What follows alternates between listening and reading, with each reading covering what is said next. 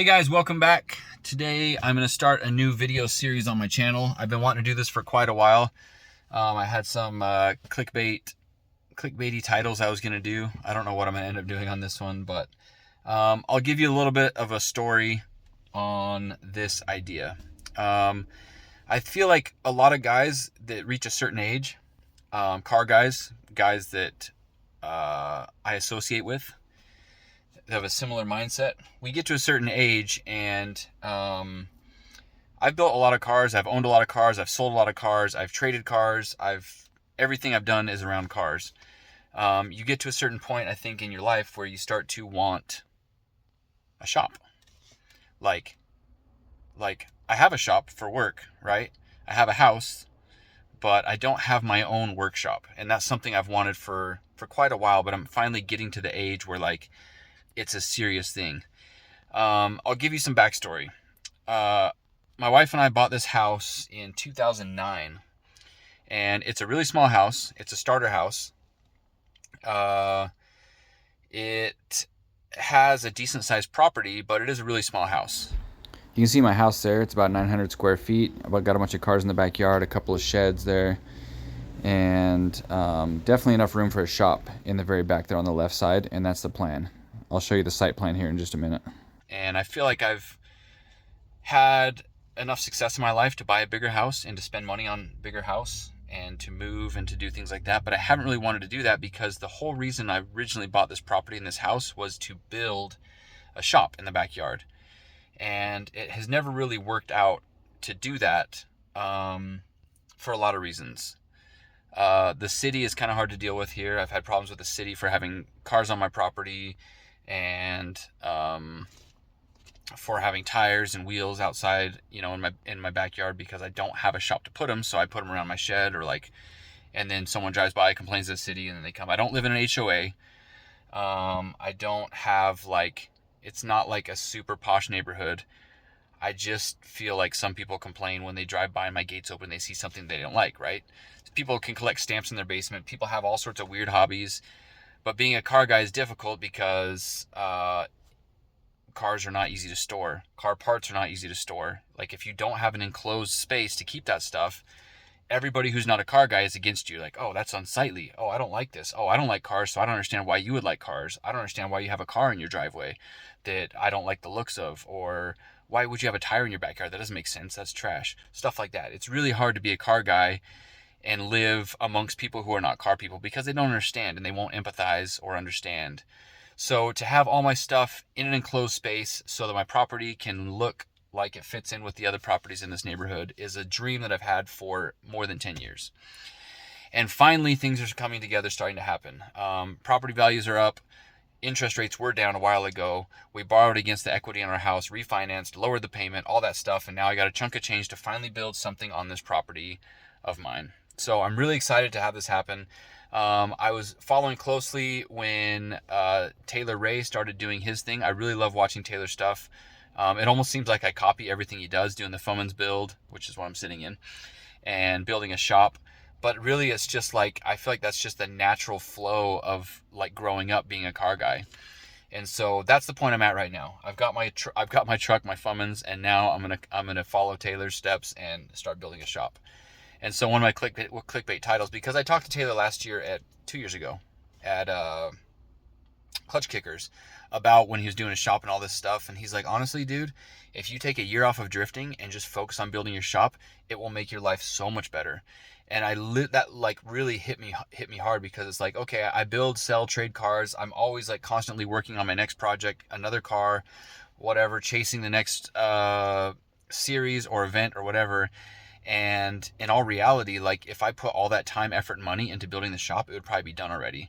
And even my buddy William, he just got some money, paid a contractor, and his shop was up within weeks. And I'm just wow, I've been wanting to do this for 10 years. He bought a new house, paid someone to do it, and had it done within weeks. And here I am 10 years on, twiddling my thumbs, trying to figure out a way to do this. Because if you guys know me, you watch my channel, I always try and do things as cheap as possible because I don't like spending money that doesn't have to be spent. But I also realized if I just paid someone to do it, it would have been done already. And so what am I missing out on? Like, you can't buy time with money. So the time that I'm missing out on, my shop already being done, being able to like get it set up, have my cars in there, do projects, do things that for me are profitable. Maybe the money that I'm saving would have been made back by like being productive instead of me trying to build a shop not knowing how. But I keep coming back to this idea that I like to feel productive. I like to feel like I'm learning new things. I like to learn new things. I want to be as involved as possible in building this shop. I want to feel like at the end of the day, I swung a hammer and made this thing happen. And like, obviously I'm going to need help. I'm not a concrete guy. I can't do everything. I'm going to need help along the way, but I want to do as much as possible. So I feel like this is my shop that I put my hard like labor, sweat, blood, tears, and money into, and also that I can do it for half the price of most people. That's my goal, and it's taking me forever to do it, but I'm finally making the first steps.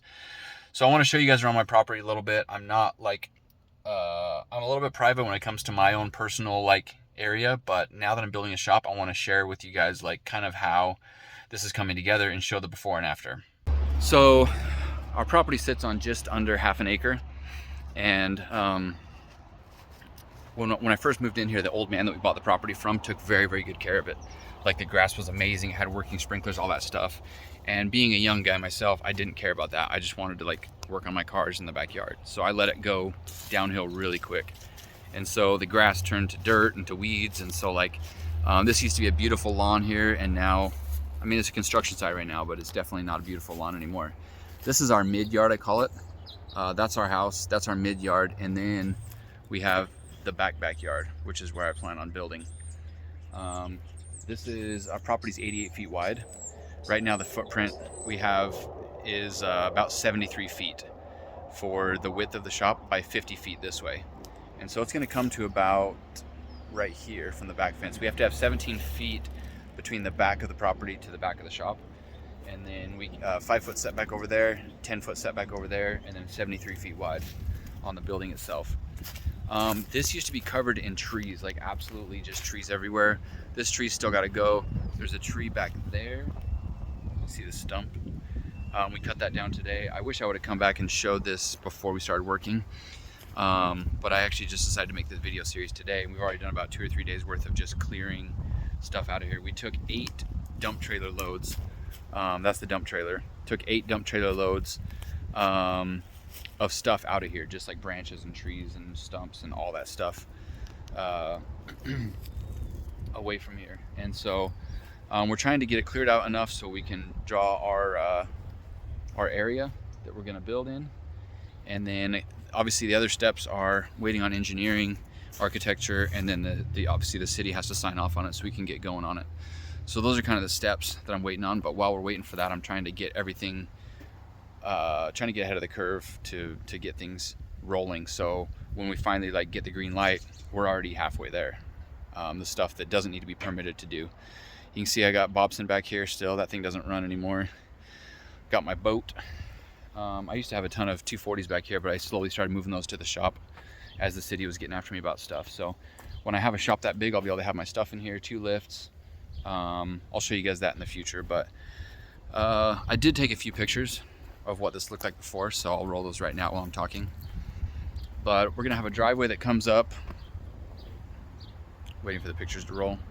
Okay, we're gonna have a driveway that comes all the way from the street back here to the shop. I'm gonna have a door, a roll-up door right here, and then one on the back, and then I'll have all the rest of this as shop space.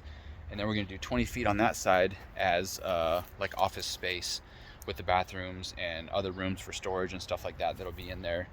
And that'll be a flexible space that I can use for something else in the future. I was wishing we could do 2 stories, but we're limited to 16 feet to the top of the roof.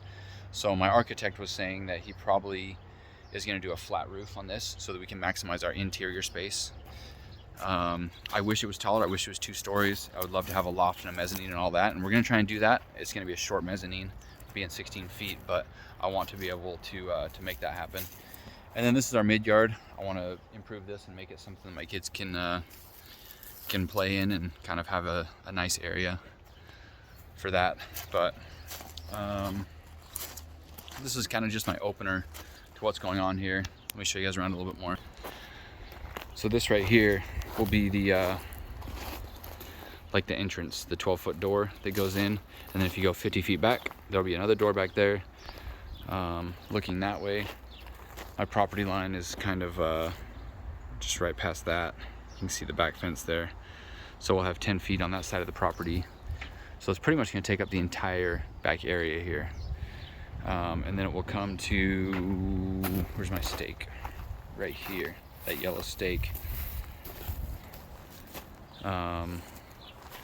So this mini X is right about where the front wall is going to be. So it'll be a big space, and then our house is right there. So this is going to be like 2 or 3 times the size of my house, which I don't think the city likes, but there's no particular code against building a garage bigger than the house. And then once that's done, we're going to upgrade our house. Our house is old and small, and so we're going to kind of do some upgrades inside there, but one thing at a time. Got a lot of work to do still. So a couple of things about that is I really wanted to get this thing going and start construction by like April. We had a really late winter here. It was snowing all the way into May, and so like we couldn't really get going while there's snow flying.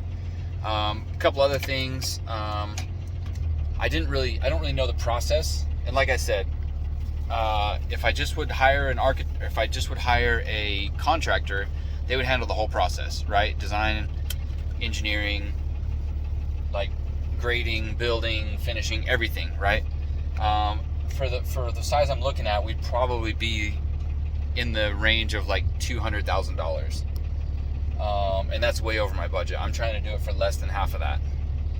So in doing so, a few of my tricks and tactics are to try and do as much trade work as possible.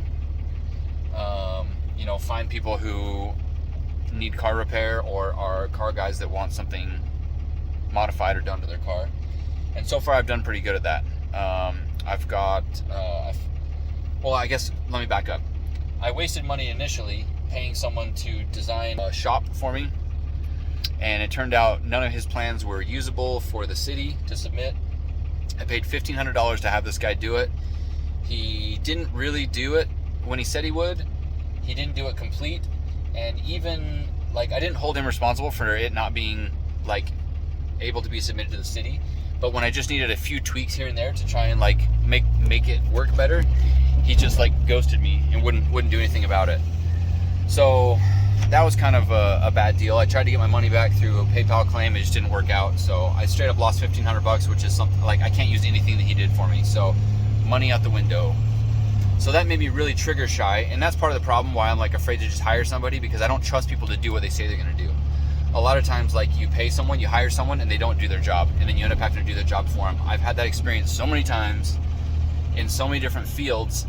Like, I just get frustrated, and I just like, if you want it done right, you've got to do it yourself. And I hate that because, like, sometimes it's just easier to let someone else do it for you, or just pay someone to do what they're good at. But I don't trust people to do what they're supposed to do, because I've been burned so many times, and it didn't help at all that guy burned me in the same way. So fast forward, I found an architect local here who can handle the city code, all that stuff. He basically figured out that we could build way bigger than I thought, because I was reading the city requirements incorrectly, and so that increased the size that we're going to build a lot.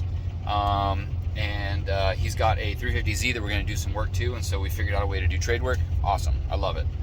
I've also got a buddy who is a contractor, and he has agreed to help me with all the stuff that I don't know how to do, and he's the one that's already started clearing out my backyard and cut down trees, and we got stuff moved, and like huge progress in like 2.5 days that him and I have been working on it. Like huge progress in as far as that goes. The way we're going to do this so far is I really want to do post frame construction, which is typically called a pole barn. I think the ease of construction is going to be there. It's really easy to set posts on the ground and build around that, as opposed to just regular framing. That's my personal opinion. Aside from that, the 20-foot side that's going to be office space and bathrooms has to be under a foundation. There has to be a footer so that frost can't get in there and freeze the pipes. So that's going to change the design a little bit. So not half, but part of it's going to be stick frame and part of it's going to be post frame construction. That's the plan right now. And then, so that's kind of beyond what I'm capable of doing by myself. I could probably learn how to do it, but I'm trying to get help as much as possible. Not even help, but guidance, so I know what to do and how to do proper construction techniques. I don't want to do this, have it fail or have a problem and then have to do it twice, right? So basically I need someone to hold my hand through the process of building. As far as electrical and plumbing, I think that's stuff that I can figure out. I haven't found anyone for that yet.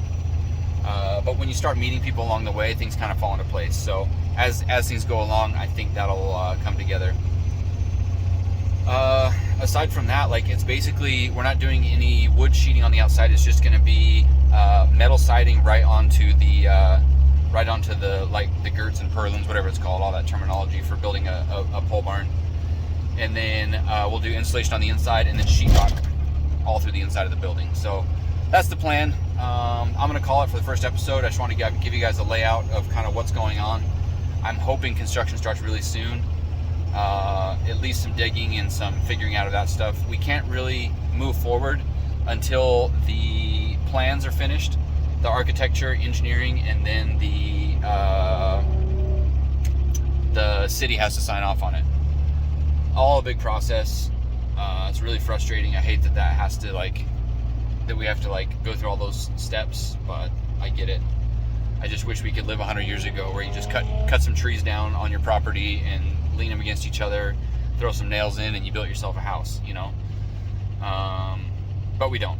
We live in modern times, so we do modern things with modern standards. It's been really frustrating over the years for me to learn that you buy a house and you don't own it.